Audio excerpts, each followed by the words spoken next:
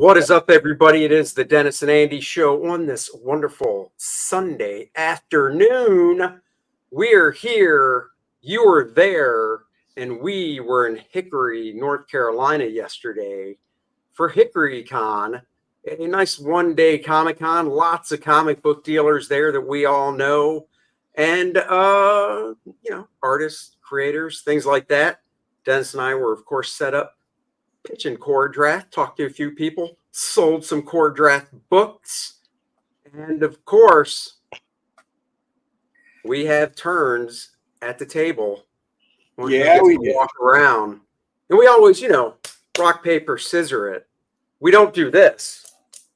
We rock, paper, scissor to see who gets to walk around first. No, that is from Sasquatch Sunset, if you haven't seen it. Yeah, go check out our review on our channels for Sasquatch Sunset. And there you go. So we thought we'd pop in today for a little bit. I got a stack of books. Of course, Dennis always has to outdo me. He got a bigger stack of books.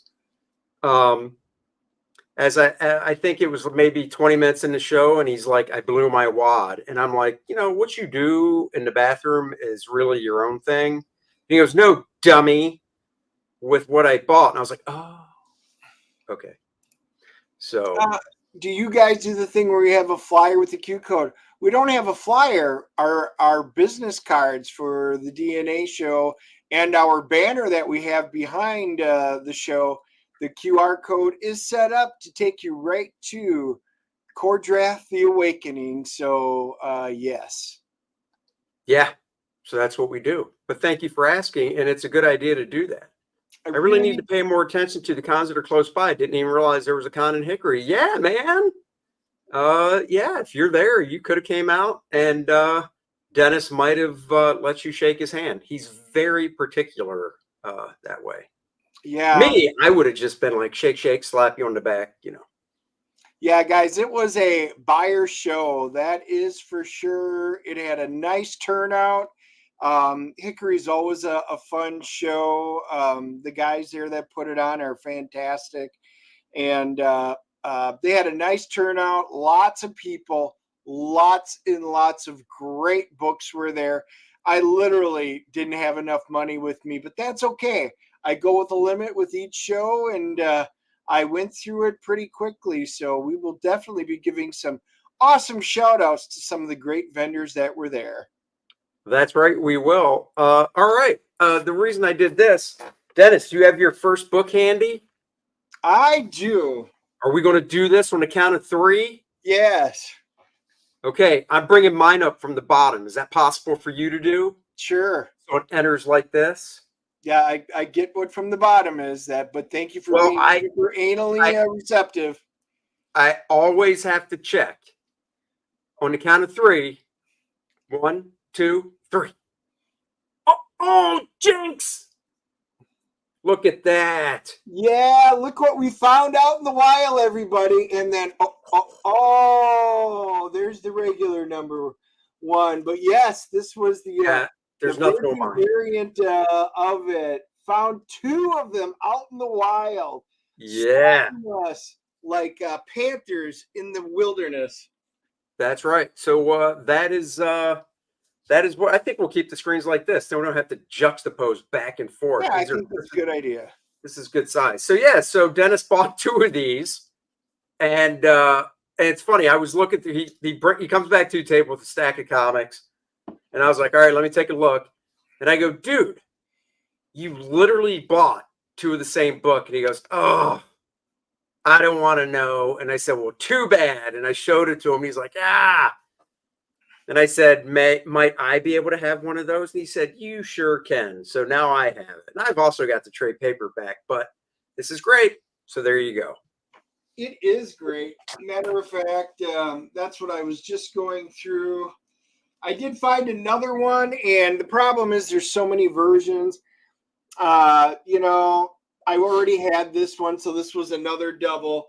And there's just so many variant covers. And I was like, yeah, it says I have it. But, what are the odds that I have that cover? Yeah, odds were pretty good in my case. All right. Oh, you know what? Let's play that game again with something else we both got. I think you know what I'm talking about. Oh.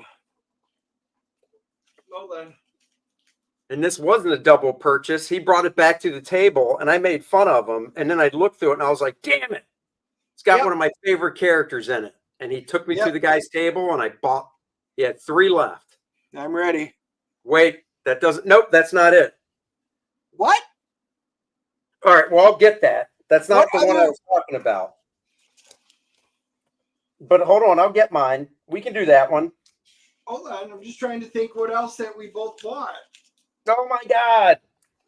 I don't want to give it away. No, you might have to. I got too big of a stack. Well, you still have that one in your hands, right? I do. All right. 1, 2, 3. Boom. Now you're going, why? Why? I don't understand. Why would you buy that? Well, one, our buddy Dave Hinson, he's got a bunch of $3 boxes, but there's books in there that are priced, as you can see, for more than $3. He's like, doesn't matter. It's $3. I actually got this because on Drew Geraci's channel, which I suggest you go check out, he was showing this book, Marvel Premiere, featuring Seeker 3000. Yes, Dave Cockrum cover, but Tom Sutton interior art, and it's really freaking cool. Check and this Drew out. did such a great job talking about the story. There you go. Drew did such a great job talking about the story. I was like, I gotta buy that if I find it. So I found it. I bought it. I can't wait to read it. This is very Trekish, even the way that they draw the stuff. And we saw that, and our buddy Chris was there, and everybody thought this looked cool. It was right up the alley. So I went over, and there were 3 of us. Dave had 3 copies. Andy had got his. So I snagged one for myself, and I picked up the other one for Chris. So when he was there, that's awesome. Oh, yeah, look. And Chris is there. Look at that. So all 3 of the recipients were on there. Welcome. Welcome, everybody. This is I really can't wait to read it. He also had, which is one I didn't have, number 40. So this was Marvel Premiere 41, and there's Marvel Premiere 40. So love the Torpedo, which, man, for those of you that are ROM fans out there, ROM, baby, ROM. So the Torpedo. So I was pretty happy to get that one and fill in that one as well. I love the Torpedo, just that it's a classic 70s character design. I dig it. That's definitely a good one. Okay, do you not know what I'm talking about for the next one? No. Let me tell you, I don't want to ruin anything. It was at the end of the show. You walked me over to the table. Sam bought one too. There you go. Yeah. Everybody could see the light bulb go off in your head. I did. And by the way, a little preface, he said, what a gay book. Who would ever get this? This is stupid. And then he flipped through mine and he goes, oh, well, I'll get it just for that because that's cool. This is how much you don't pay attention to what I said. There's Drew Geraci's channel. Everybody go give him a subscribe. He actually has another channel too called Random Comics from My Spinner Rack. He has 2 channels. I don't think he realized he could have just kept the one and made a playlist for that, but that's okay. No, he did. Dennis brought this book back. We're about to show, and I made fun of him. And I looked through it, and I was like, damn it, it's got one of my favorite characters in it. Where's this guy at? I need to get it. 1, 2, 3. Treasury Edition, Yogi Bear's Easter Parade. Yeah. I'm going to go to the page. You showed the inside before. I'll show it this time. I looked through it, and my God, what do I see when I open it up? There's a freaking Dino Mutt story in it. I love Blue Falcon and Dino Mutt. It's drawn by Dan Spiegel. They team up with Scooby-Doo. And I was like, I got to buy it. I got to buy it. So I did. What's up? Yeah, go sub to both of Drew's channels. All right, David. You finally got to see some relatively good Star Trek. I love it. So, guys, but, there's some Fred Flintstone. Oh, yeah, I gotta love some Fred Flintstone. But, man, it gets even better than that. as we're going through, it's got some of your favorite ones. It's got Top Cat in it, and everybody likes that. I mean, guys, Jetsons. Who doesn't love the Jetsons? Nah, I mean, honestly, if you're actually, Dennis, real quick, I'm curious to see if it looks like this on yours. Go to page 38 when you get a chance. Oh, hold on. There's Captain Caveman. Whoops, on this side. Captain Caveman, Double Trouble. Come on, page 38. Okay, hold on. Okay. Panel 2 is your character missing a nose. Panel 2, you got your fingers right over top of her face. Nope, that's 39. There it is. Yep, look at that misprint. Oh, yeah, look at that. All right. So, guys, obviously you saw Dynamite. There's Scooby-Doo and the gang. But one of my favorites, there's Yogi Bear, but even better. All right. Look at that, people. Who's that? Who's that? Great Babe, Great Babe, Great Babe, Great Babe, Great Babe, Biggly, Biggly. Guys, I never knew this existed out there. I collect treasuries. You know, I know they don't technically call it a treasury, but it is still a treasury edition. This is a really cool dude, it's number 2. Now you got to find number 1. I know that has started a whole new hunt. Sam Finley, big shout out to him. We were over talking. I was shopping in his booth, and he happened to mention I was talking with Greg Bo Watson, and we were having a conversation over there. And he goes, "Oh, because I picked up a book. Matter of fact, I'll find that one. And I'll show you." Hey, real quick, treasury, is that A4 size? I can't remember what A4 stands for. This is what triggered all of this. Yogi Bear. I picked this up from Sam, and he goes, "Oh, Yogi Bear. I need to go over and get the Hanna-Barbera Treasury Edition." I was like, "Wait, what?" He goes, "Yeah, Treasury Edition for Hanna-Barbera." He goes, "The guy's got like 6 of them." I'm like, I didn't even know that existed. I've never seen one. So after I bought some comics from him, he took me over.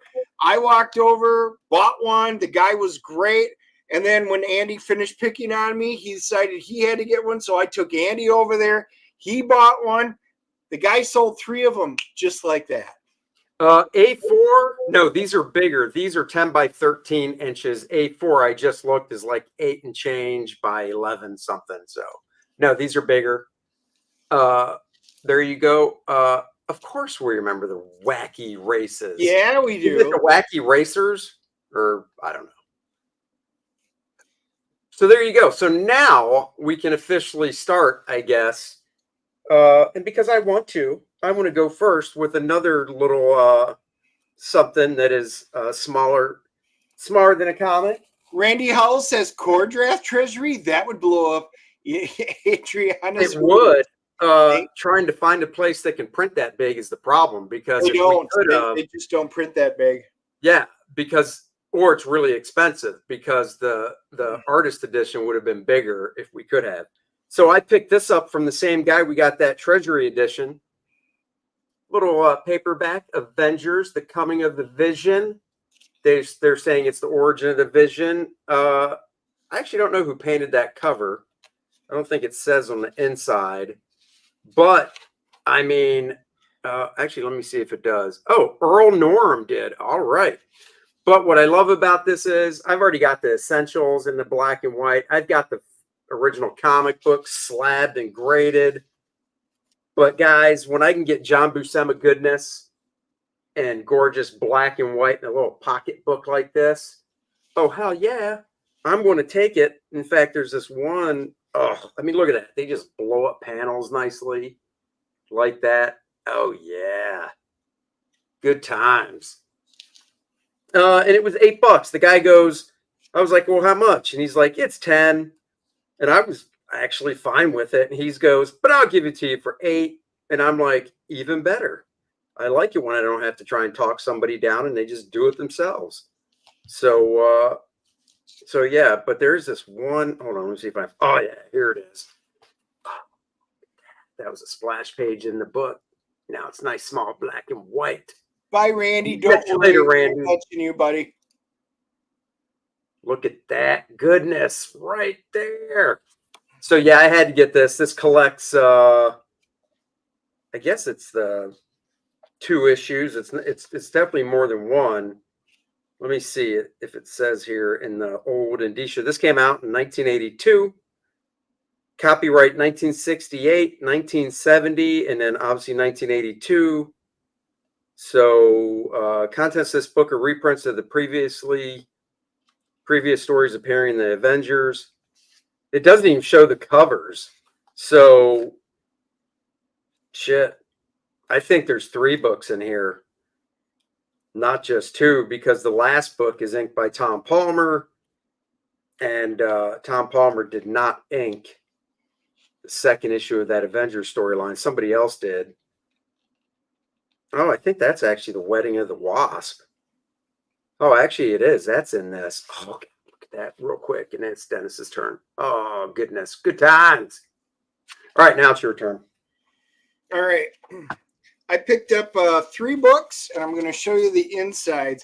One of the guys commented on my channel asking if I have any of old Dick Tracy, and I do not. I did not have any old Dick Tracy. I even passed up on the little books that they had.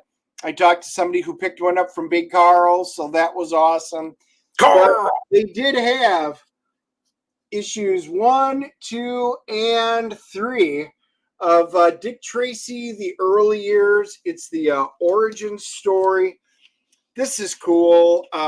It opens up, and they actually have an interview with Chester Gould right in it, and it's cool. It's several pages long.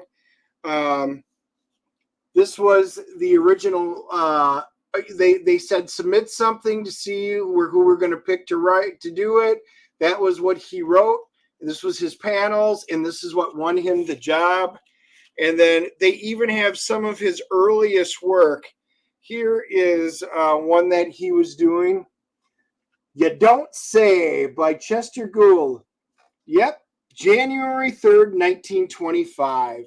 So it reprints some of his older stuff, and then it goes right into really nice prints of the Dick Tracy. This is the early stuff. They reprinted this stuff in these books in 1987. I've actually not seen these out in the wild either. He did have some of the older Dick Tracy comics, but this one was just cool because it collected some of the old stuff. Just a piece of history. So I got 3 of them. These were shot from the original 1931 original strip, the comic strips that he had done. So cool stuff. Like I said, I'm not the biggest. I know there's a lot of you guys out there that probably are big Dick Tracy fans, but it was cool enough to do it. And look at Marcus. George Klein inked it. Marcus knows. He's talking about the Avengers, of course. Yep. R.T. Bear saw that being drawn. R.T. Bear was his assistant. What are you talking about? All right, moving on. Now I need to find issues 2 and 3 of what I'm about to show you. These were dollar books that I probably had at one point, but I want to get them again. DC Marvel All Access #1, #4. So now I need to get 2 and 3. Hopefully find them for $1. It's one of those things when I'm scrounging through dollar boxes, I come across them, I'll get them. No big rush. I got plenty of shows coming up and stuff. I'm sure I'll find them at Heroes Con. So, oh no, dropped them. So there you go. That was $1 thingy right there. I picked up something and I'm not finding it in my database. I even have to see if I've got it, but it's a different version. I've got this in so many different variations, but this was the original first print of when they collected the Dark Phoenix saga, 1984. This one was from. It is listed right on there as just Uncanny X-Men, but even my database isn't pulling it up, so I always like to make sure I have it. It gives the table of contents. It gives a little a talk about the history of it. This one wasn't one of the cheap little $5 graphic novels that are out there, but it does reprint them, and you all know it's my favorite storyline in the X-Men. It's reprinted just absolutely. What issues does that one collect? That one looks like it actually doesn't say, but let's just kick it off and see. It looks like it starts with issue 129. Oh, wow. It goes all the way to 137, or does it go to 138? It goes to 137, I think. Let me just go flip through it, because again, even at the beginning in the table of contents, it does not say. Yep, 130. It doesn't go into 138 at all? I went all the way to the back. So there's the beginning of it. So that's 137. Yep. I thought for some reason it did actually go to 138. Well, 138 is not part of the Phoenix saga. That's just when Scott, that's the pinkish cover where he throws his luggage basically over back. But it starts off with that splash page looking up from the hole in the ground. At the X-Men. But technically 137 is the death. John's long box just looked at 137 this morning. Yeah, I saw it. If I was home, I would have hopped on and chatted with John about that. But I was not home this morning. I did see it pop up. I wish I could have joined him. It would have been great. I will. I'm going to have to look. There's a store in town that, like I told Dennis for the stream, that has that original trade paperback. I'm going to have to see what they're selling it for, because I had it as a kid. And I had the Iron Man one, too, that came out in the 80s, collecting the Demon in the Bottle stuff. And Bill Sienkiewicz did covers for both of them. I recently bought the Iron Man one again at a good price. And if our dealer that I'm thinking of in town has that one at a good price, I might have to buy it back. Well, while we're on it, I'll just show this quick. So I also found this variant, which is a reprint of 129, which is all part of that wonderful story. They've got Emma Frost. This one was the Unknown Comics variant, 616 Comics, I think it was. And this was a cool cover, and I didn't even have to look that one up. I knew I didn't get my hands on that one when it came out, so I was very happy to pick that one up, so that filled it in. Love picking up the old, I'm a completist when it comes to X-Men up until when I quit collecting. So I do love picking up those kind of books. Oh, we know you do. I picked up, because I did have it, but had to rebuy it. We all go through purges. Little giant size number 9. Art Adams goodness right here. And I was looking through my long box today, and it pairs up nicely with number 10, which I already had. This bad boy only cost me $1 bill, yo. So for $1, I was like, hell yeah, I'll buy that. And like I said, it goes with number 10, also by Art Adams. So there you go. It's a good story. It's a good story. I love that one. Yeah. This one I got, I've already got it, but it's I got one. It was signed by McGinnis, Vines, and Epting. And I just like it. I already have that one. I thought, oh, that's kind of cool. I did dig it. I don't usually buy signed ones just because, but I don't know. I just love Captain coming right at you, and with it signed, I broke down and just bought it. And then when he came to the table and showed me, he broke down and cried. Yeah. So really not bad. Not bad. I didn't cry. Was there a reason you showed us the $30 on the back? Is that what you paid for it? Is that what you're it was part of a bundle, but it was nice. Yeah. Getting that book on there. That's kind of cool. I know a lot of those guys, they charge for signatures and stuff. So I thought, why? I just a cool one. So, Well, you know, Aaron would say it's defaced. Just saying. well, that's Aaron. I know. All right, hold on. I've got 3 here. Actually, you know what? I'm going to save those. I was going through some guy's box, and Yeah. I came across this. And since we just had Mr. Barron on the show, I was like, you know what? I'll buy that for $5. It's in really, really nice condition. That's right. Badger #1. Don't badger her. Badger #1. Little known fact. I didn't know about this cover. This cover is signed Rude, Butler, and then the color is too Dorshide, which is nice. But it looks to me the bottom figures are all Steve Rude, inked by Butler. But then that top figure looks like it's totally Jeff Butler, the interior artist. So that is my take on the matter. And unless somebody corrects me, that is what I'm going with. So Badger #1. Dennis, I don't know if you knew this. Uh-oh. Badger #5, I was looking at, not at the con, but just, online database, online when I was putting that one away. And I learned something. So Badger #5 is cover dated May. So it's May 5. Well, my daughter was born May 5th. And I'm like, I should get that just because of that. Because I do collect books like that. Bill Reinhold is the artist. I love Bill's stuff. 1 through 4 came out in 1984. #5 didn't come out until 1985. Yep. A year later. Like #4 was dated April 84. #5 was dated May 85.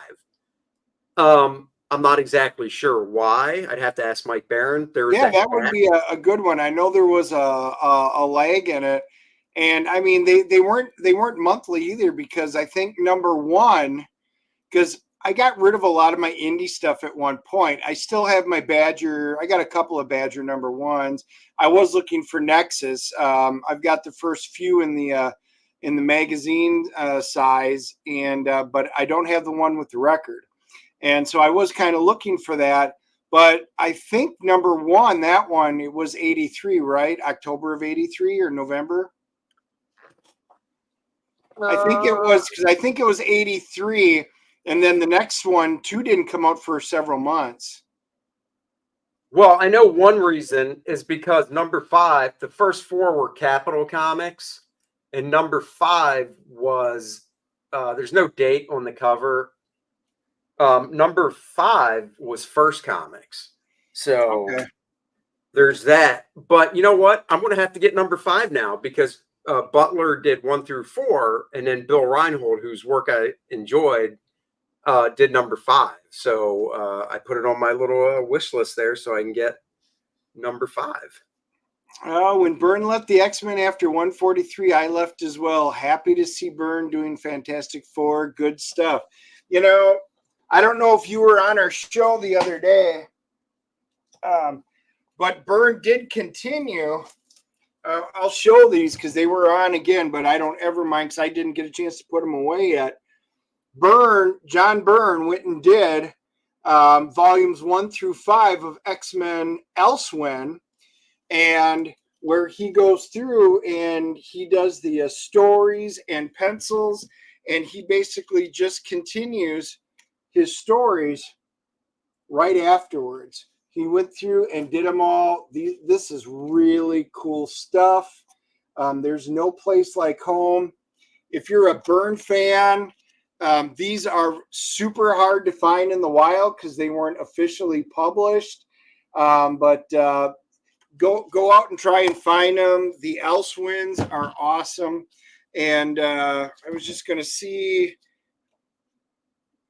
if it says how far. I don't think it technically does list what issue number it would have went through, like an alternate timeline.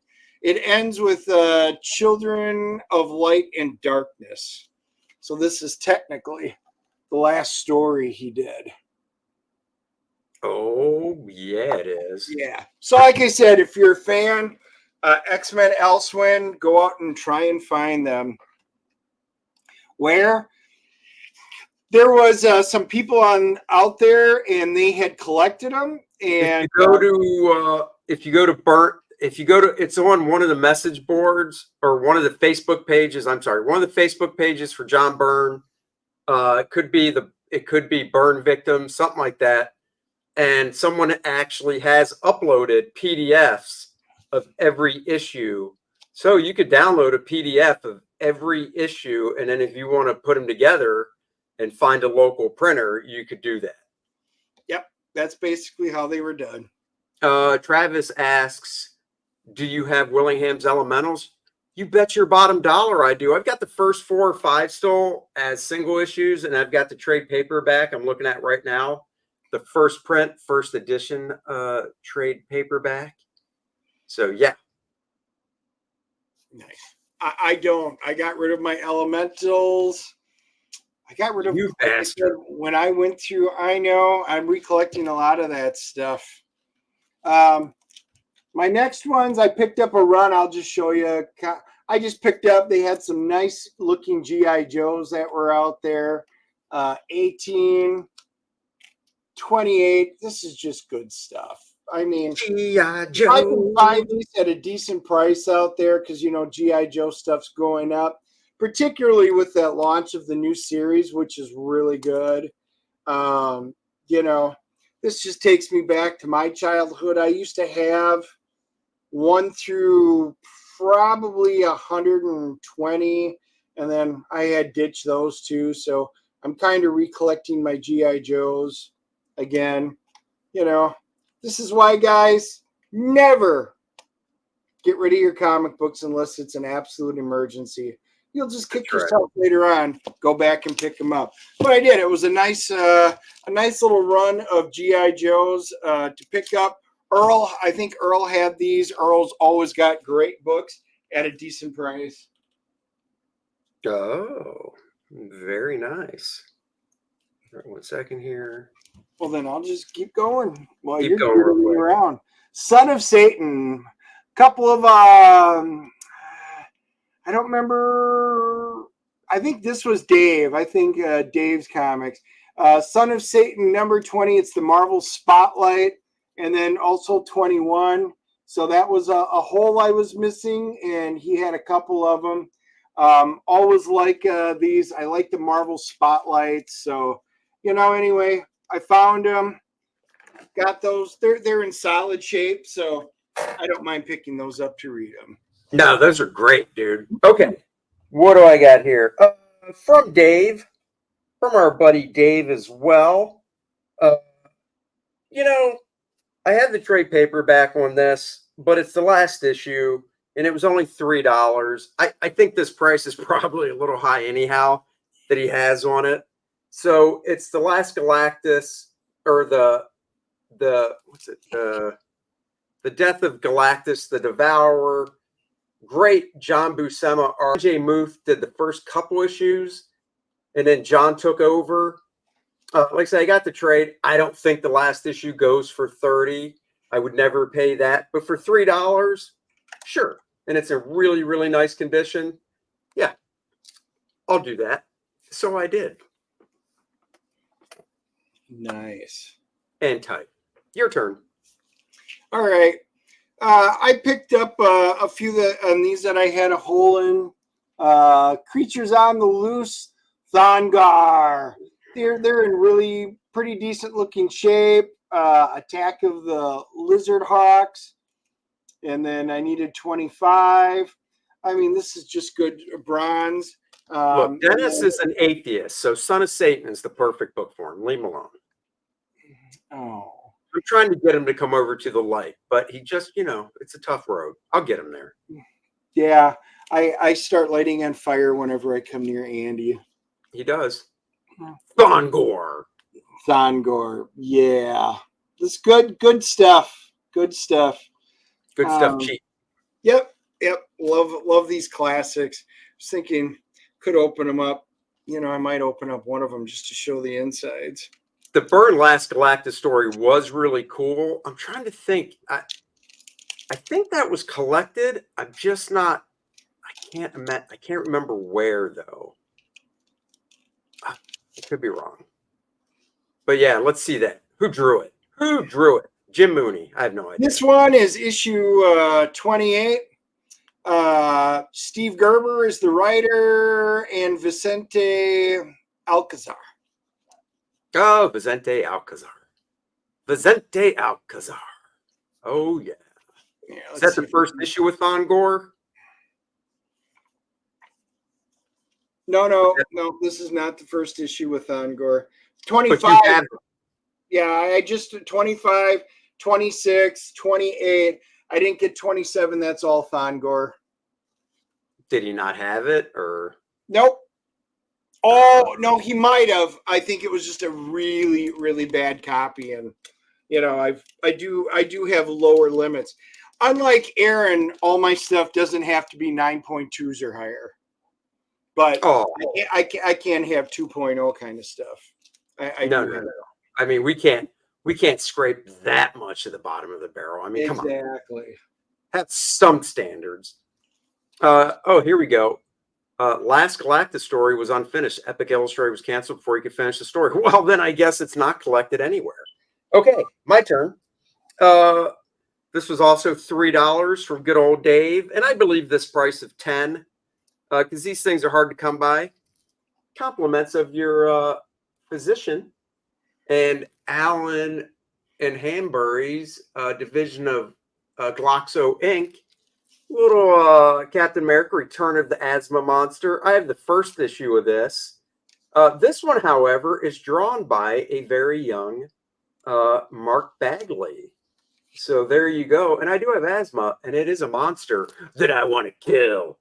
I want to kill that damn monster asthma. So there you go. I love stuff like this. And Dennis, if this doesn't lead into what your next book should be. Well, it's too late. I've already unbagged it, and it does not lead into it. Such a bitch. So hard to just grab another one. Well, besides, I don't just have one book to go in through. It's a whole group. So hard so the show would flow. Get it? I got it. Always got to pick up another copy, but this one was a newsstand edition. I think both my other ones were direct. This is Daredevil 238. The Mutant Massacre continues. Rick Leonardi? Who drew it? What's that? I'm saying who drew it. That's Sal, baby. Inked by Steve Lealoha. That's why I don't recognize that as Sal. Cool. Yep. Ann Nesenti, she wrote it. Sal Buscema. This was obviously, being an X-Men fan, you know, this was a tie-in with it. See, Daredevil trying to put a little whooping on, I don't know, Sabretooth. Think he's a lot better than Daredevil, but hey, just saying. It was still really good. I did love the Mutant Massacre stuff. Even going through the brick walls. Oh, that's great stuff. And the cover is by young Art Adams, inked by, I believe, Bill Sienkiewicz.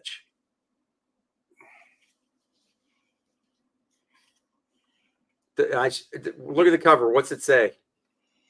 Andy Smith, comic artist. Andy, do you have any of Byrne's Captain America run? I do. I don't have the whole run as floppies. I've got a few of them. And then I do have the trade paperback that collects them all. I love that stuff. I think Rubenstein made Byrne look so good. Byrne, of course, hated it because he was like, oh, he's trying to Neil Adams me. And it's like, shut up. It looks great. Looked like a huge Thangor look for Kor-Drath. I'm surprised you never seen it. That wasn't something I remember vaguely seeing them way back when, but it wasn't anything that I collected. So, you know, it was back then, it was really Conan and, you know, some Claw stuff, King Crawl, you know, things like that. But yeah, it's Thangor. But after looking through it, I like it. I like this kind of stuff. So yeah, it is something I will pick up. There you go. And what I'm going to pick up is another book from Dave. $3, not $10. And I actually already have a copy, but I love this book so much. And I actually have the #1 of it anyhow.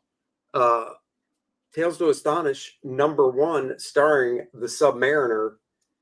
This is a nice copy.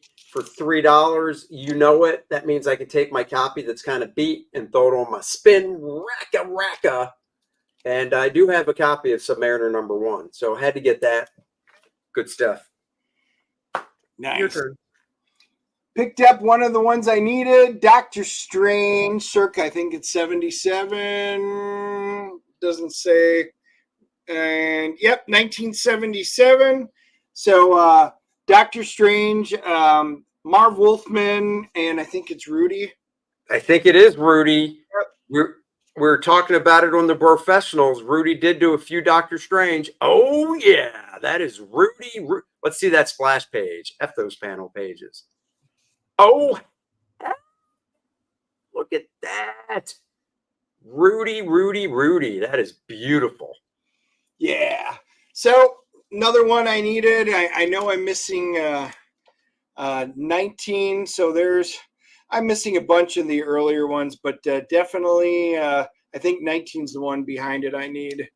Is that a run you're trying to complete? Is that what you're Yeah, doing? I think I will. Originally, I wasn't collecting it, but I got the first 4. I've got a whole bunch of smatterings in there now, so I don't know if I'll collect them all, but I will go back and collect all the earlier stuff now. All right. Well, I bought a book I already had, but it wasn't in my database for some reason. But it's okay. It was only $3. Superman. Love Superman. Number 50 or 150. Sorry, 150. Steve Epting, Joe Rubinstein. Nice art. Dan Jurgens on writing. The variant cover to this, or I should say, this is the variant. The original cover is by Dan Jurgens and Kevin Nolan. That's the one I already have. But for $3, oh heck yeah! So now I got another one. Damn right, Yeah. I do. I think this is the book Andy wanted me to show when he had pulled that one up. Nope. Oh, that's what I thought you were going with. So I picked up old Captain America, and this is funny. I don't know if Chris is still with us or not. He was sitting at the table chatting with us, and he was looking through all my stuff, and he goes, "Oh, dude, how attached are you to this book?" And I'm like, well, kind of attached because it's one of the holes I need to fill. Why? He picked up, I don't know if it was one of the NECA figures but he just picked up a figure that literally is Kirby's Captain America he actually has a Mad Bomb in that figure. It is cool. And he goes, I really need one. So he goes, be on the hunt for one for me. Lo and behold, I did do a check. I went and talked to a few of the guys. And one of the guys had another one. It was the only other one I saw in the show. So my buddy Chris, and he said, oh, he is in. Thanks, bud. Mezco. So I picked up that one for my buddy Chris so that he could have it with that awesome Mezco figure. But you know what? Almost have to open this one up. I mean, it is Kirby. Dude, it is such a nice and these were in nice shape. Yeah. The Mad Bomb. Oh, hold on. Let me see it again. Open that sucker up again. I have that in a trade. I love that. Oh, yeah. So nice. I know. Yeah. I actually can't wait to see Chris's figure on it. Oh, and we were talking Evel Knievel. And for those of you that didn't know, in one of our previous shows here, we went through the history of Evel Knievel and its toys. And there it is, people. There's the ad for the Evel Knievel right on the back. But, man, this is just great stuff. I was looking for, here's another good page in there. Love it. Love it. So, Captain America, I picked up, this is issue 193. This is what I was filling some holes in. I picked up 197. Another one, this just, like I said, these are just a few issues that I know I'm needing. More Kirby. Read the comment I just put up there, pal. If you're going to buy comics for others, you have to buy comics for all the people in the chat. Oh, I agree. Show's over. We're done. Sorry. Oh. See, I'm I with you. ruined it for everybody. I don't buy enough gum for everybody. He doesn't. Nope. And he knows.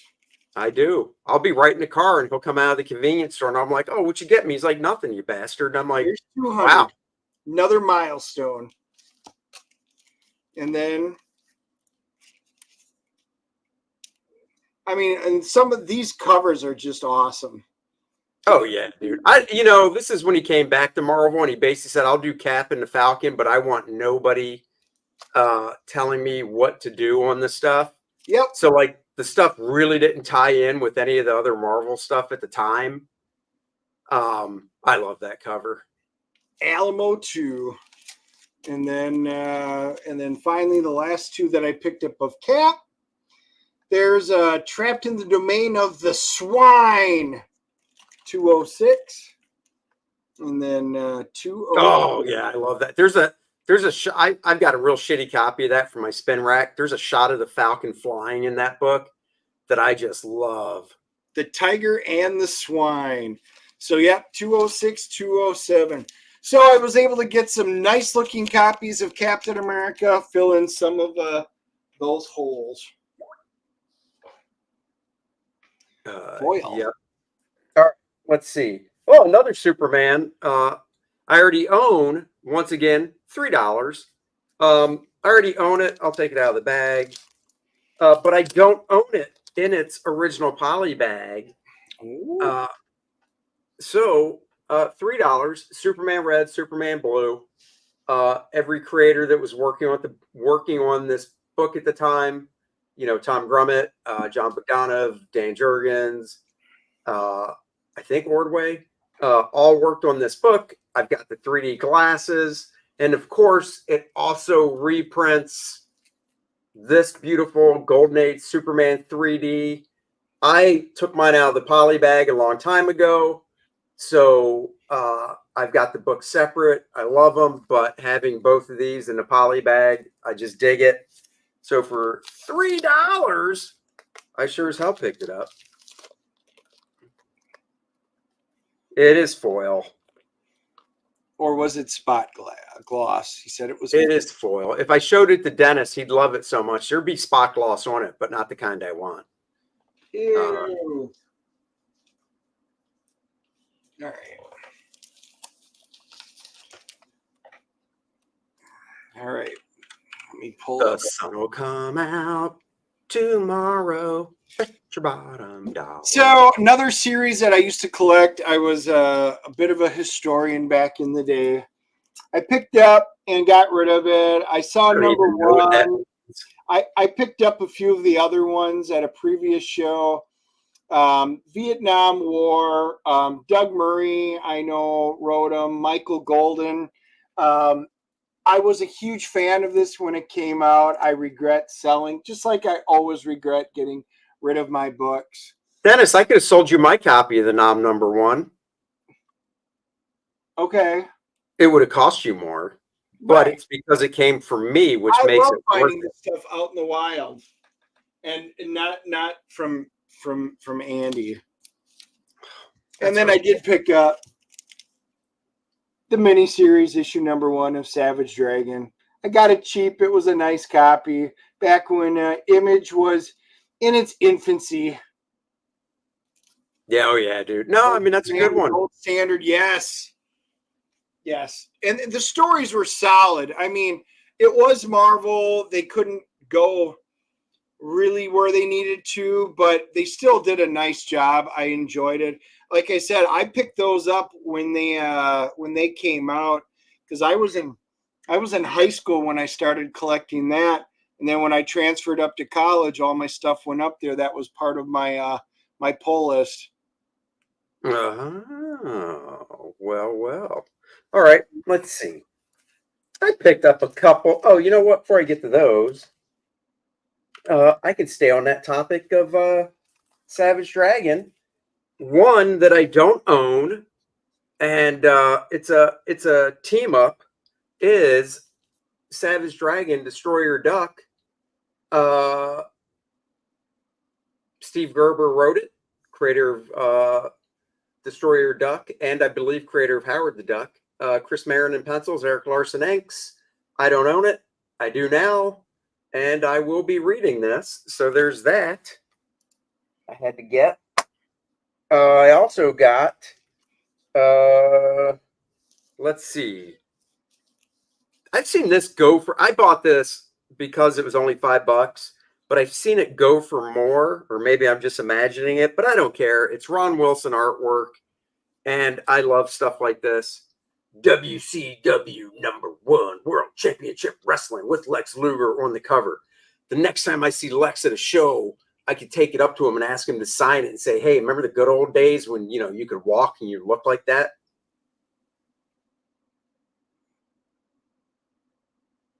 There you go. You know, the sooner I get a reaction out of you, the sooner I move on, Dennis. Just oh, well, if that's the case, you get a reaction out of me in a millisecond. Oh, yeah. There you go. So, yes. No, Lex Luger's awesome. One of my favorite all-time wrestlers. He's such a good guy. I follow him on X, Twitter, whatever. Fun He's book. blocked you, but you do follow him, yes. Yeah. Fun book. Ron Wilson artwork. $5. I swear I've seen it go for more. Maybe this guy had it priced wrong. I don't know, but definitely had to get it.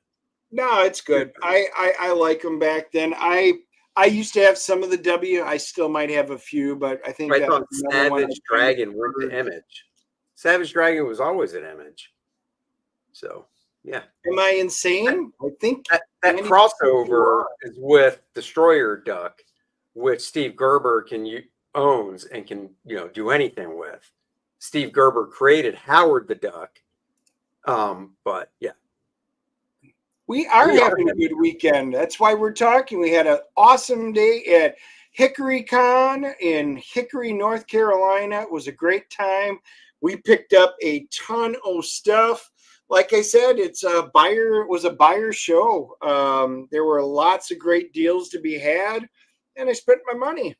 And this is some of the stuff I spent my money on. I filled in a few Fantastic Fours as well that were in a nice shape. I needed issue number 148.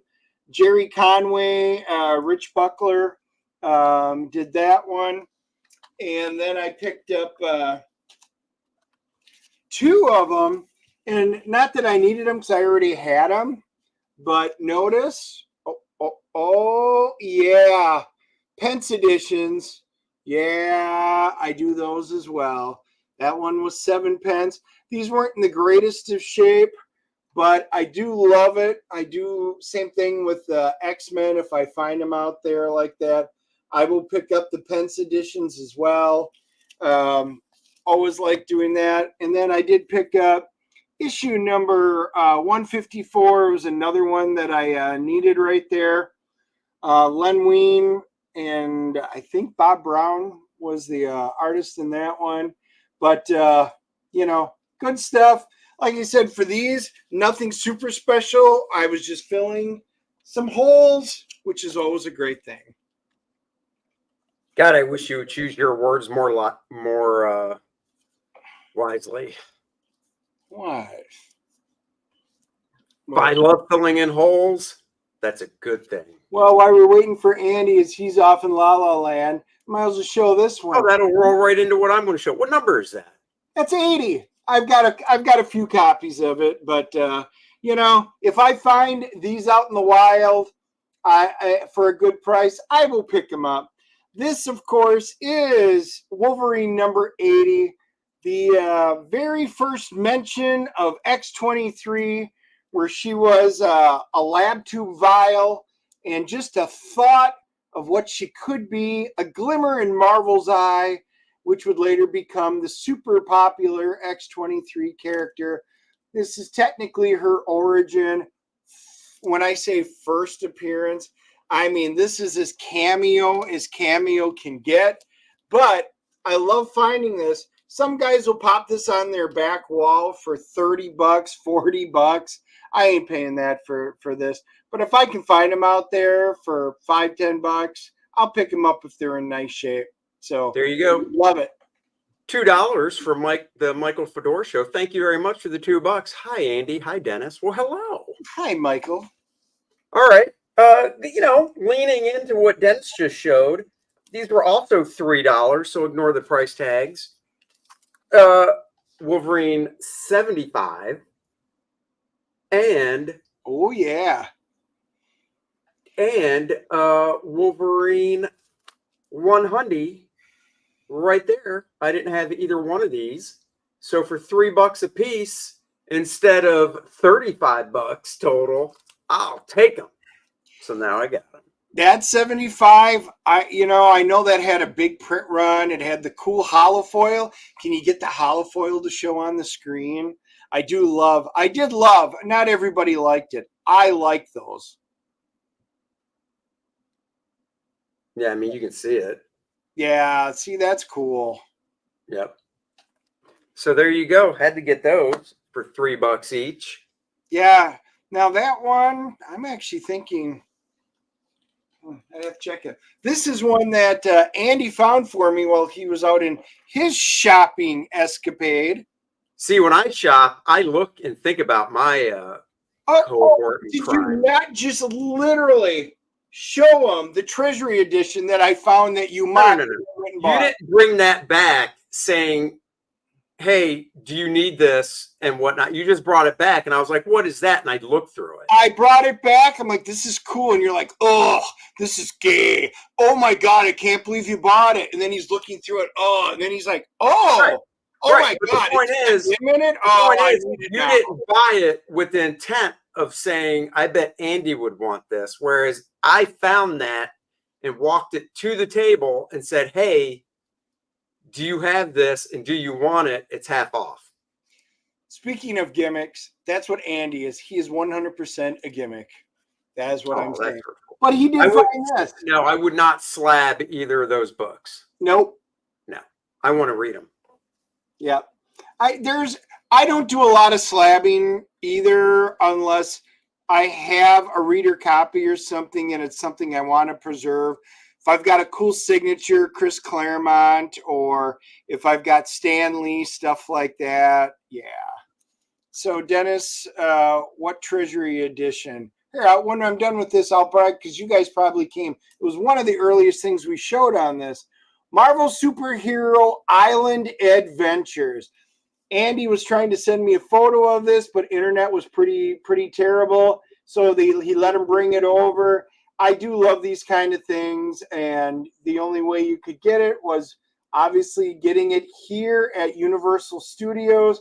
I did not own it, so for $10, I gave to Andy $10, and he brought it back. So that because I think of this is the Treasury edition that we had shown earlier. For those of you that didn't, Hanna-Barbera, Yogi Bear's Easter Parade. This was the second one. I have never seen any of them out in the wild. But you know, when you search, by the way, have you searched eBay yet for number one? No, we're doing a stream. I'm not searching. I'm live, you dumbass. No, that's what you're doing. You're out searching right now. Oh my God. I'm showing everybody this really cool book that you mocked and then bought. But anyway, this was the Treasury edition. I am going to go out and see what I can't find. See which ones they did. As a matter of fact, let me just try and pop something in while you're showing it. Nope. Doesn't pop up in the database. I didn't think it would.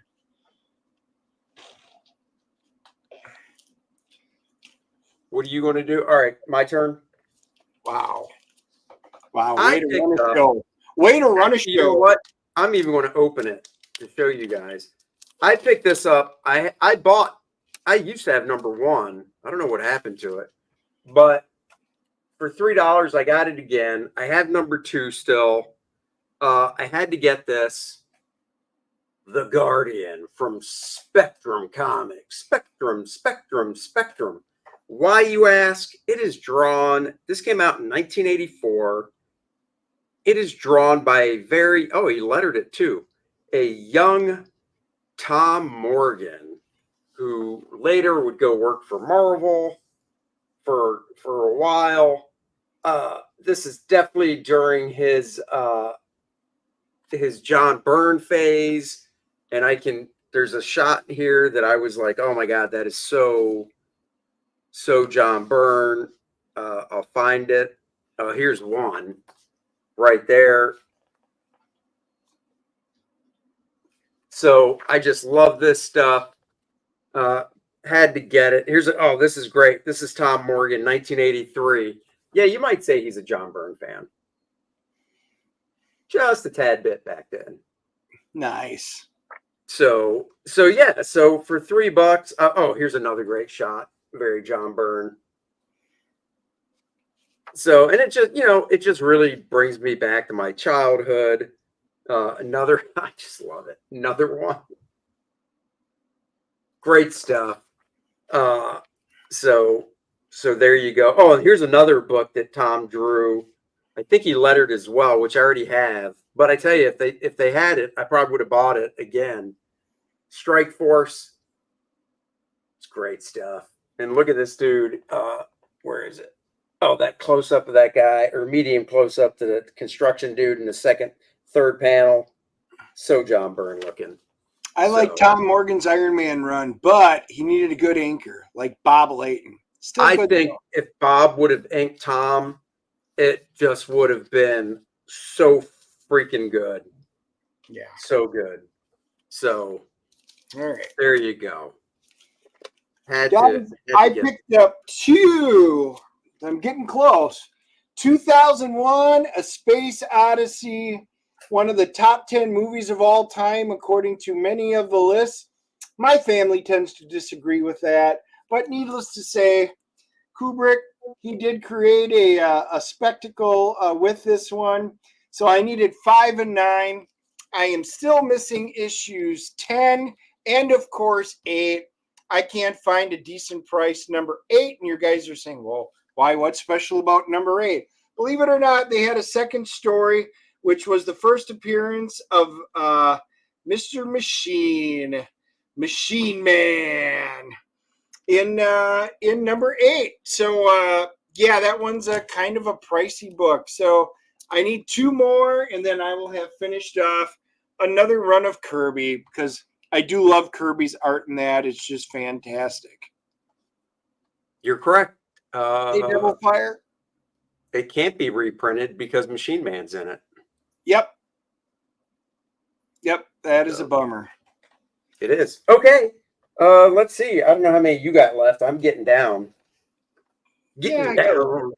I've got basically one. Well, then I'll show while you're counting. I've got 3 things left. I got 3 things left I can show. Another one of Happy Days. I am down to needing 1 issue to complete my run of Happy Days. Come on, the Fonz. I mean, Ralph. Look at that. There's Richie. There's Potsy. Oh, there's Joni with no Chachi. Yeah, and Mr. and Mrs. C.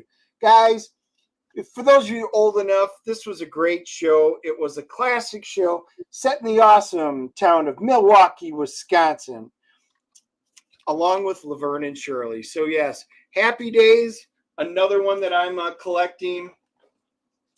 And one I did finish off. Sunday, Monday, Happy Day. Bionic Woman. This one, guys, shit. I have been searching for years at the shows. I've got number 1 signed, and I've loved this show. Always have loved this show, and it's only 4 issues long. And the only one I was ever missing was 3. Nobody ever has 3. Lo and behold, I get there. This guy has 2 copies of number 3, so I finally finished it. Best $8 I ever spent. It's in decent shape. I now have all the original Bionic Woman. Loved it. Yeah, that's right, Jamie Summers. You mean to tell me you don't also have a complete set of MASH? I do not. Actually, I didn't even know. Do you have any MASH? No, I have not actually seen a MASH, and even with all the comic books that I do for appraising and stuff, I've never seen MASH. Now that makes me want to look up MASH. Is there even a comic book?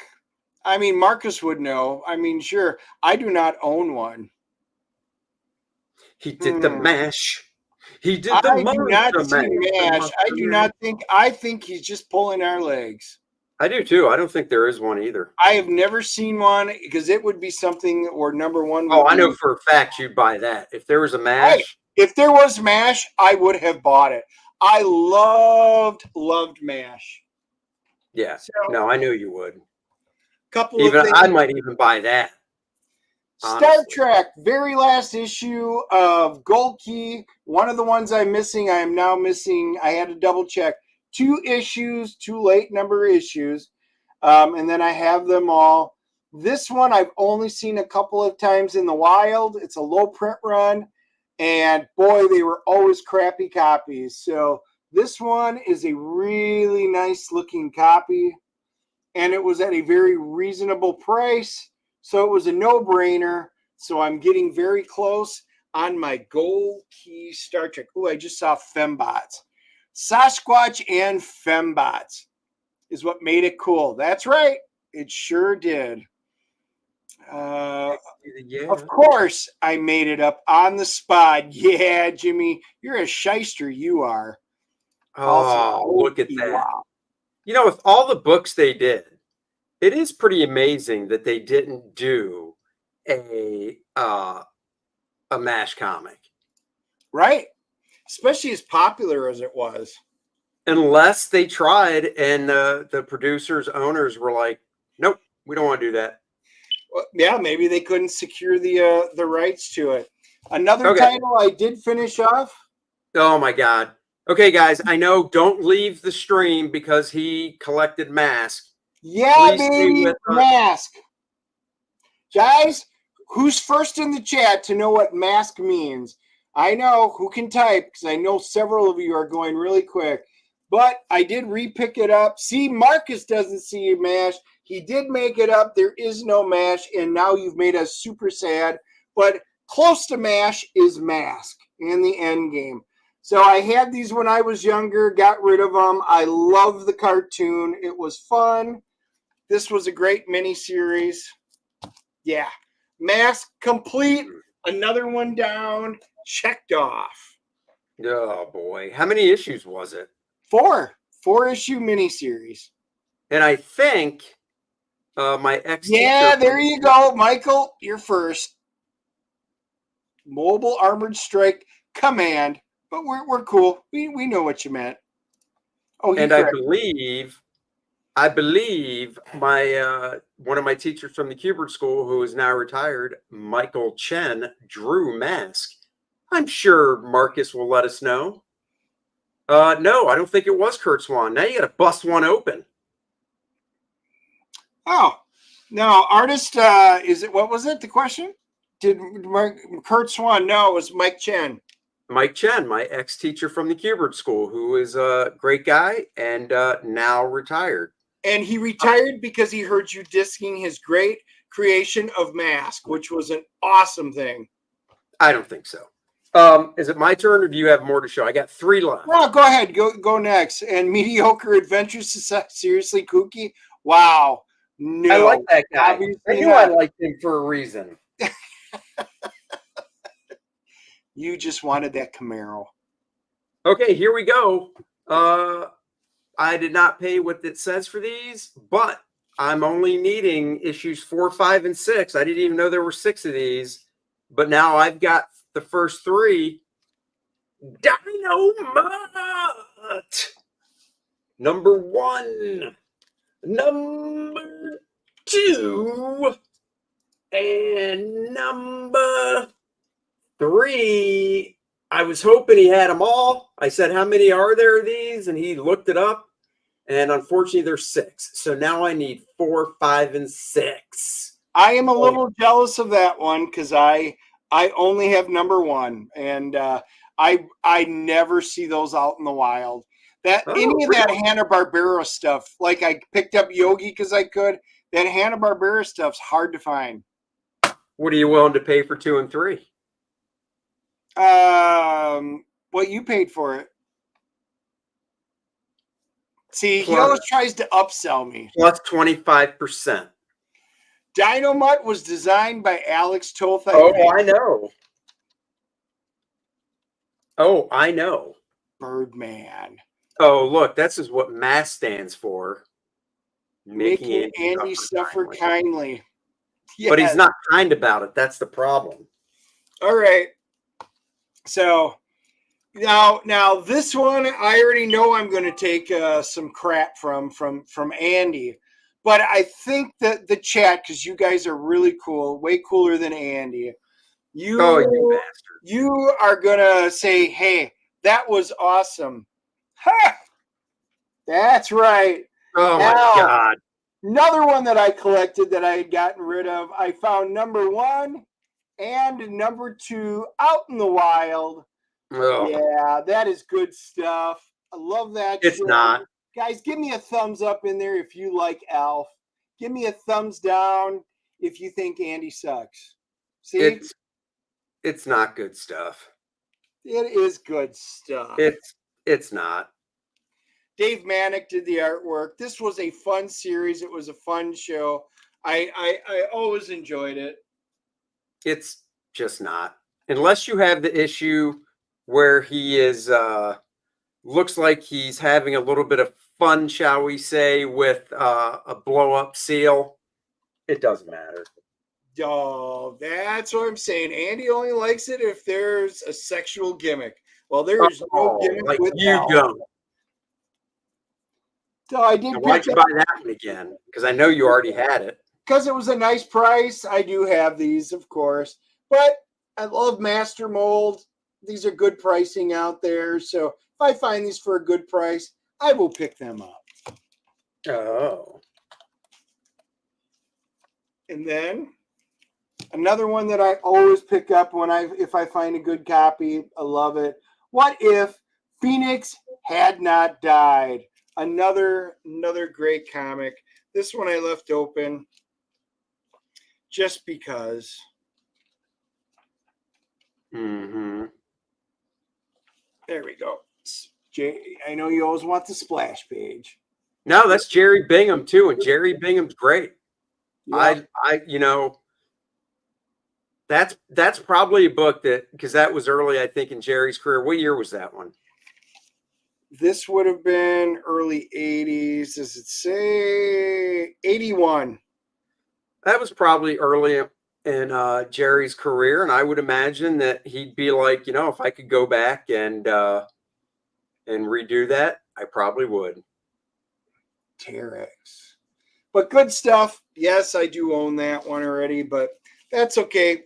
You can never have too much Phoenix. That's the saying that goes on in this household.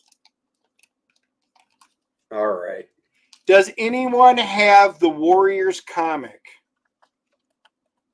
No. As in the movie The Warriors? I do not. I'm almost positive I don't. Actually, I don't remember seeing it. Let me just double check.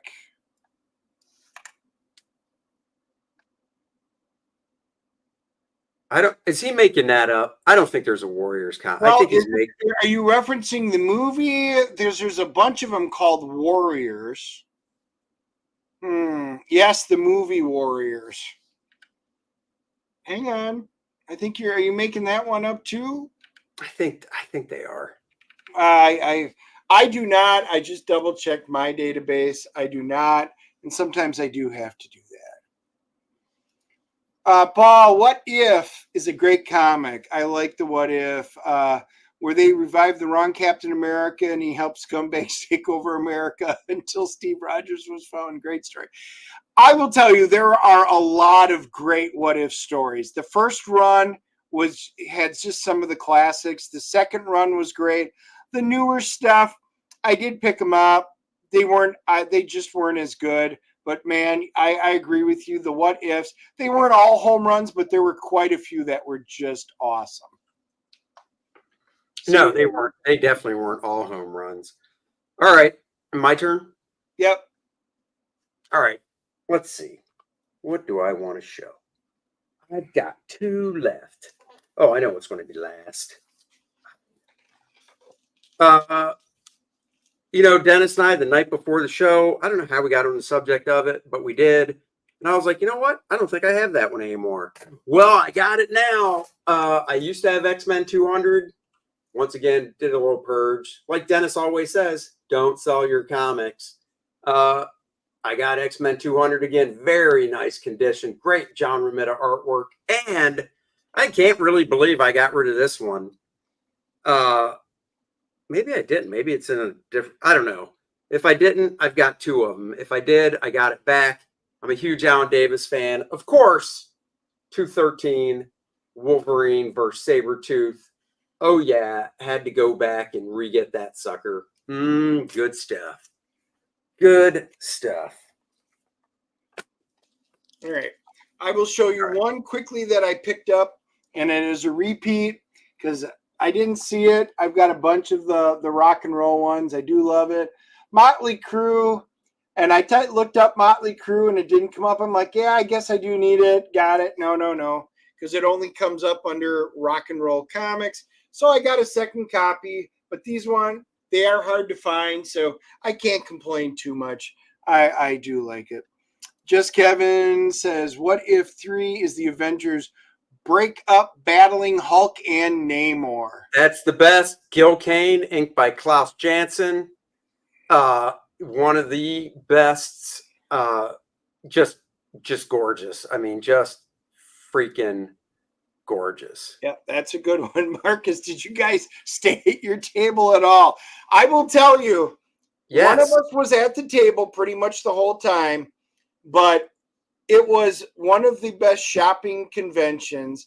Their prices, everybody's prices were so good. And there was so much to be had at that one. It was great. We were not at it, but we were just a phone call away if somebody showed up. But yes, Marcus, we did do a lot of shopping. Warriors from Dynamite Comics. Art of Variety. Oh, Dynamite. Oh, that's probably pretty recent then. I thought you were talking maybe something, from back in the day or I did not. So now that I know it exists, I like the movie. So if I see it, but again, it can't be worth a lot because I've never seen it on the back wall, and I don't even see it when I'm flipping through books. So Dable Brothers, I do like some of their stuff. They did Dresden. Oh, yeah. They did the Dresden stuff, put out an official Warriors movie adaptation in 2009 as well for the 30th. Cool. I did not see that one either. So another one I have to look for. I actually did work for the Dable Brothers on something called Nevermore, I believe. Only a few issues of it were put out. Okay. Nice. Were there any security guards detaining CGers? No. At this show, they not only welcomed us, they hugged us, they patted us on the back. They were great conversations. There was nothing about anything other than our pure love for comic books, which is what it is at every show. Unless you go to C2E2. That's right. See? And John handled it like a pro, and there was not a problem. So it was all good there as well. Is it my turn for the last one? Yeah, you can do your last one because then I just have my last batch and that's it. This is the Big Bad Booty Daddy I got. I had Dennis check it out because he is a comic book appraiser. Love this cover. X-Men 104, nice shape.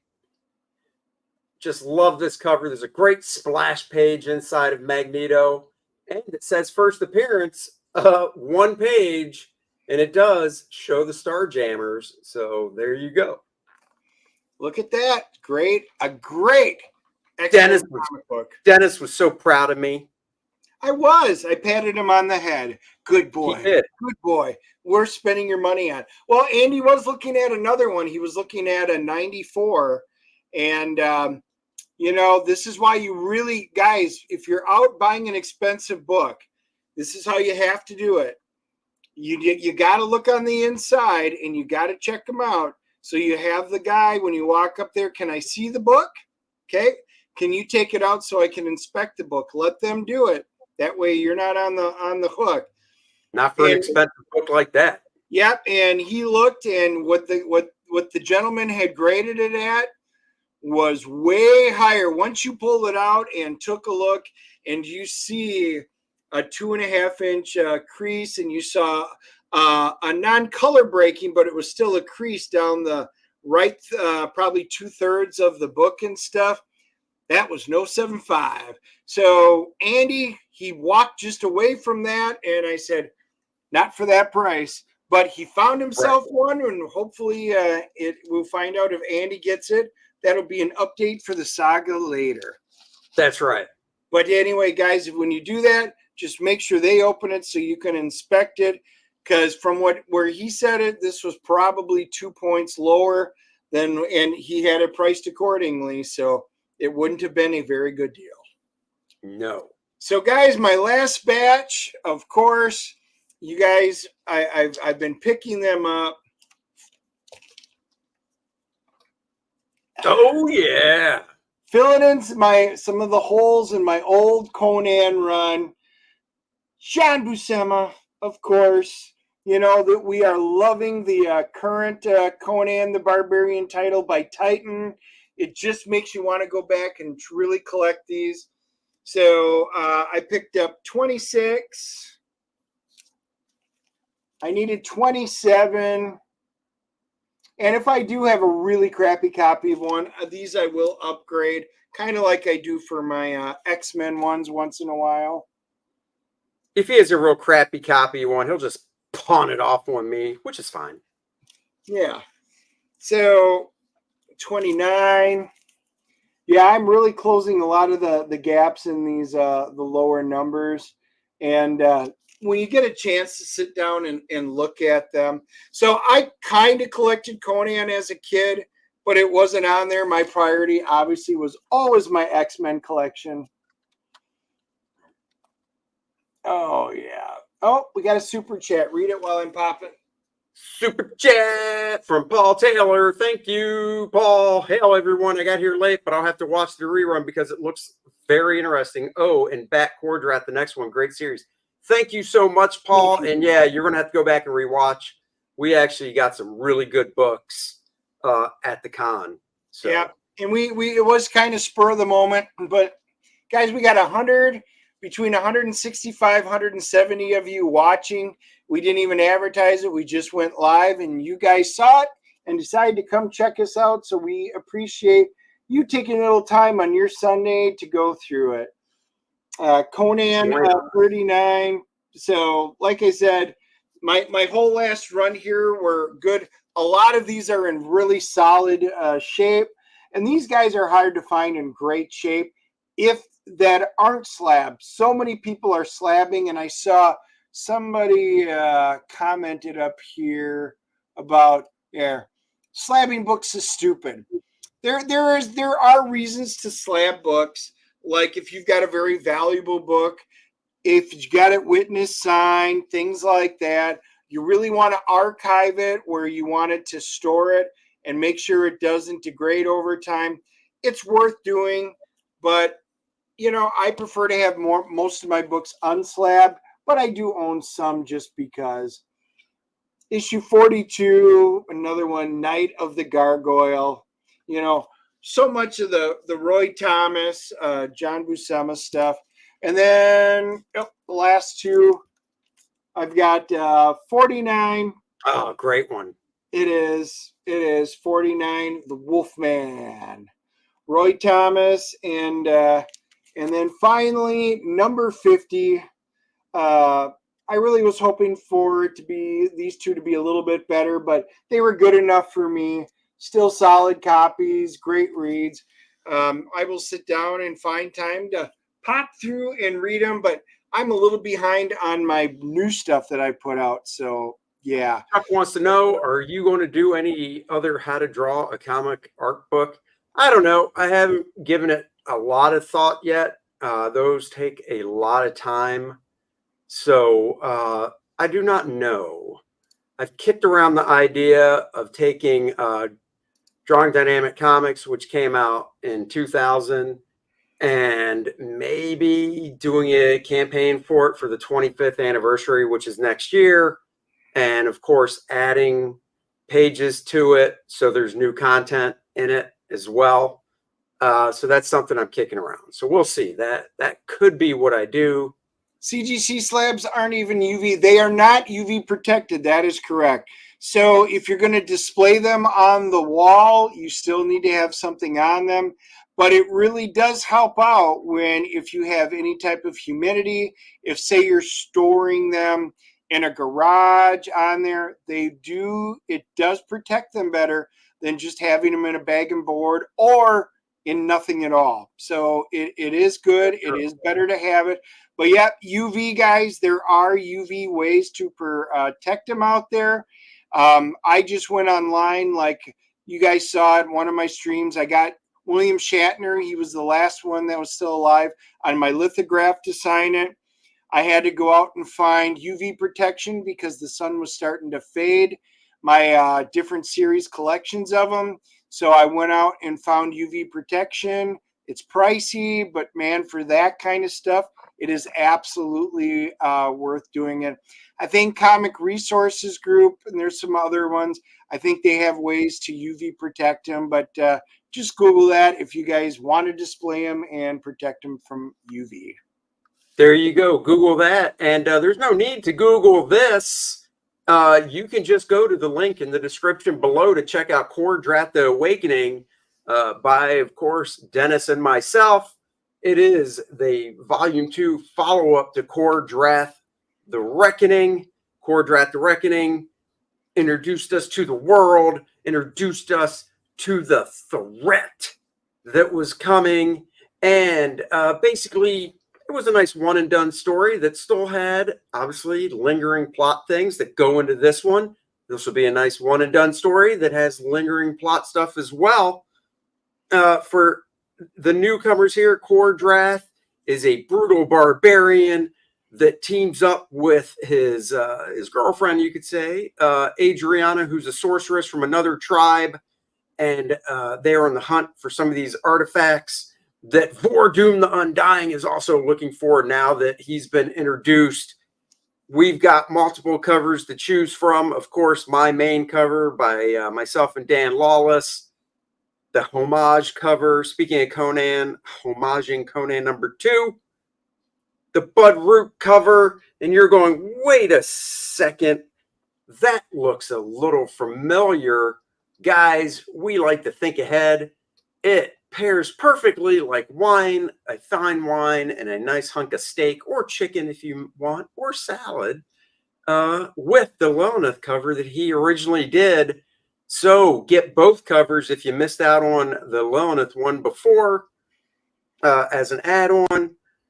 There's a black and white edition of the book, regular comic book size. It is not an artist edition like the previous campaign, but it has all the dialogue and everything so you can read it and check out the black and white artwork. Of course, we got preview pages for you guys to look at. I'm scrolling a little fast because I want you to click on the link and go back to campaign and then soak those pages in. Hey, Arda Roy says, Andy and Dennis, y'all should have a sexy chick statue available first. Sexy sells. So funny you say that. We did put up on my X channel, my Twitter, we put up a poll saying who should the next one be. And by the slimmest of margins, Andy's going to put one up on his, so you guys will be able to do it. And it was funny because we did 2 polls on 2 of our live streams. Necronite was by far the runaway on those streams. So interesting. We kind of agree. We thought where it might head, and you guys kind of surprised us. So we will kind of let you guys be the judge of which one we're going to do next. That's right. This is the cover to the new game module Dennis is writing by, once again, Bart Sears and Dan Lawless. It's a new game module, new story, totally different from the story in the book. So you guys can check that out as well. It is Demise and Dracomort. Of course, there's a new parody ad. Stretch goals. First stretch goal announced is the Vordoom playable character card. we are bringing these back. They were a hit with the first campaign. So, of course, we're doing them again for you guys. They're playable characters that fit within all the Dennis, you explain it. This is your wheelhouse. Why am I even trying? Because you don't take a breath. So I will help you. Shut your mouth. So the playable character cards on the front side is obviously the awesome artwork. Andy draws it. Dan has awesome colors on it.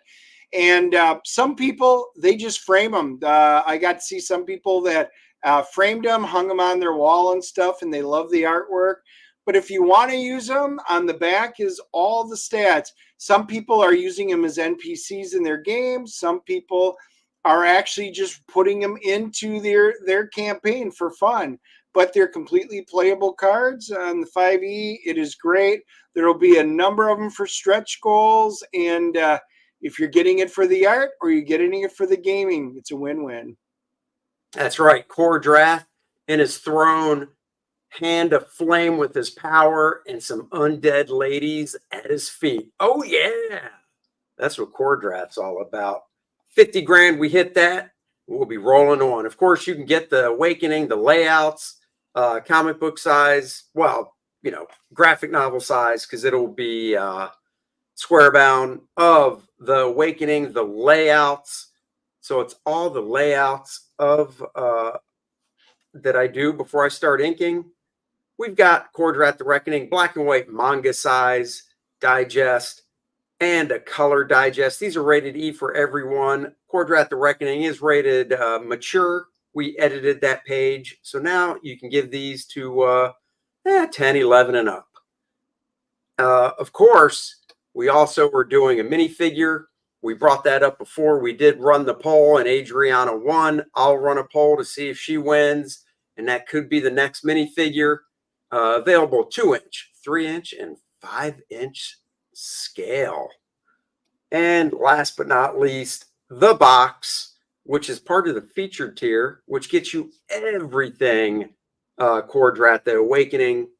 I could show, well, I'll click on it and look at that list. If you can't read it, click on the link below. All comes with this nice collector box, or of course, you can add the box on and check out if you only get 1 or 2 books. We're doing the Bud Root variant cover for the second printing of Kor-Drath the Reckoning. So you can get that as well. There's a catch-up tier where you can get 1 and 2 if you did miss out and get this new printing with the new cover. So guys, go check it out. Lots of great stuff. You're going to love it. Art of Voice says, go blatant sexy fan service with the sexy chick statues. Oh, I hear you. Fanboys get too embarrassed to really tell you what they want.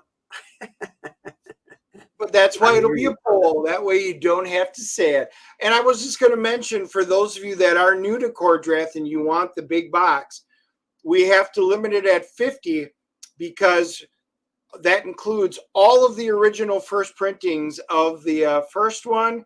We only have enough to fill 50 sets, and that's it. We have no more. Right.